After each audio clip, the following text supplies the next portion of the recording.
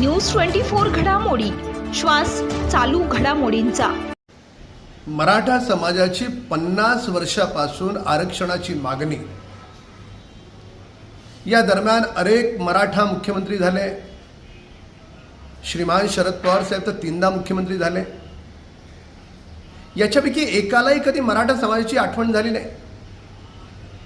पहिल्यांदा आरक्षण देण्याचं आणि मराठा समाजाला दिलेलं आरक्षण कोर्टात टिकवण्याचं काम जन्मानं ब्राह्मण असलेल्या माननीय देवेंद्र फडणवीस साहेबांनी केलं। काय अपराध आहे त्यांचा? अपराध जर कोणाचा असेल तर श्रीमान उद्धव ठाकरेंचा आहे। त्यांच्या कर्तव्य शून्यतेमुळे त्यांना ते कोर्टात टिकवता आलं नाही। अपराध जर कोणाचा असेल तर माननीय शरद पवार साहेबांचा आहे। 3दा मुख्यमंत्री असून त्यांना मराठा समाज का ठेवला नाही? अपराध जर कोणाचा असेल तर त्या काँग्रेस पक्षाच्या दुटप्पी नेत्यांचा आहे। आता नुकतंच अधिवेशन झालं। मराठा समाजाच्या आरक्षणासाठी विशेष बैठक बोलवली मुख्यमंत्र्यांनी। का नाही आले काँग्रेसवाले? का नाही आले उबाटावाले?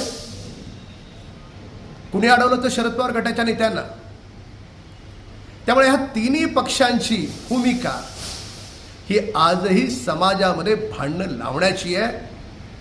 त्यामुळे माननीय देवेंद्र फडणवीस साहेब हे या महाराष्ट्रासाठी देव माणूस म्हणून पूर्णपणे झोकून देऊन काम करतात। त्यांच्यासोबत माननीय मुख्यमंत्री एकनाथ शिंदे साहेब देखील तेवढंच झोकून देऊन काम करतात। हे आपल्याला नाकारता येणार नाही।